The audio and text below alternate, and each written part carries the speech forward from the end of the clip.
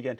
So ICE operations winding down across Minnesota this week, but embattled Governor Tim Walz still looking for a handout from the federal government. The federal government needs to pay for what they broke here.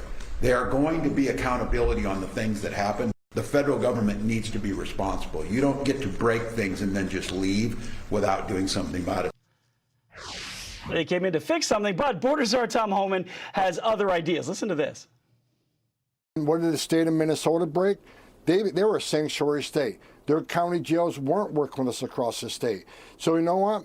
We fixed it. They ought to be saying thank you. The state's safer because of that, and President Trump gets another win.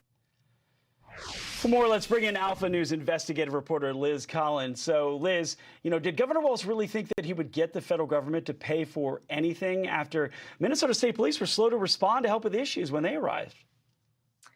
Yeah, Edward, this was quite something to hear about last week. This $10 million relief package for small businesses impacted by the ICE surge. Walz was saying that the funding would be part of the governor's legislative session package. However, Republicans say not a chance, but under the proposal, forgivable loans ranging from $2,500 to $25,000 would be given out to eligible businesses. But we've seen again and again in many of these days that have gone on, you have elected officials encouraging people to strike, to not show up for work. And many have called this, this manufactured chaos in Minnesota. And these sanctuary policies, it seems, now finally changing after the work of Border Czar Tom Homan.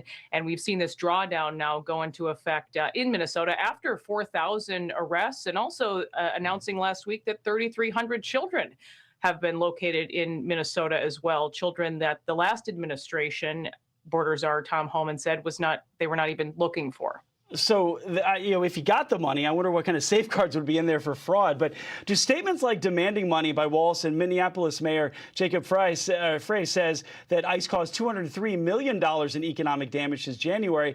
They're blaming others when the policies there led to that massive fraud carried out by some illegal migrants, right? Yeah, and we saw that it took weeks and weeks for some of the local police departments to even cooperate and get out there and arrest people who were, keeping people up at night in front of hotels or doing damage, leading to this rioting and whatnot. It seems that finally people were saying this has gone on long enough, and they wanted to go ahead and cooperate. But still, we see protests, people out there with their whistles following federal agents. And Holman has made this very clear, Edward, that they're not leaving altogether. I mean, there are many people who actually work here in Minnesota, and they will continue their work. And if you are here illegally, they'll be out looking for you. That message was very clear last week, even in announcing this drawdown. Yeah, and I wanted to get into that. So the surge in agents is coming to an end, but it's not the end of the operation to deport illegal migrants in that area, right?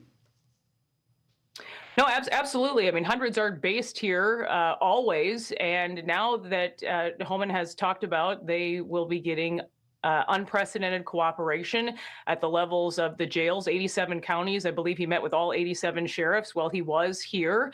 I've heard him talk about that in some interviews in the past. And it seems that he has said that there is cooperation now, and that's what they were after all along. So is there a winner in a situation like this, like what's happened in Minnesota when you talk about the ICE operations there? I think talking to residents here in Minnesota, I'm a lifelong Minnesotan myself, but I think people who, live here, that the taxpayers feel safer. I mean, in many cases, these are not, your neighbors. That's how the DFL is trying to paint them as the rapists or the murderers that have been picked up in this operation. They are no longer here. And these children located here as well. So it's interesting to go out to the handout that Walz is going for, but they're saying that with billions of dollars in fraud, good luck. The legislative session starts here in Minnesota tomorrow, and I don't think that's going to be going over very well as a pitch to the legislators this year. Right, and exactly. We have the midterm elections that are coming up here. Has all of this, the ICE operation, the getting rid of illegal migrants, the fraud, has it swayed voters? What are your friends, what are the folks on the ground telling you there? You know, I do think that the fraud really was grabbing the headlines in the beginning, and in a way, this chaos kind of became a bit of a smokescreen for the fraud. So I think people are looking forward to kind of getting back to that, and I think more than anything, holding some people accountable. And there's been questions all along: how high up does this fraud go? Who is involved? Who potentially could be involved? At one of those top levels, whether it's Attorney General Keith Ellison, Governor Tim Walz. I think that that's really what people are waiting to hear. And you have Walz, who's announced that he's not running again, so there has to be a reason behind all of that as well. Yeah, there's more layers to this onion that need to be peeled back. Thank you, Liz. Yeah. I appreciate it.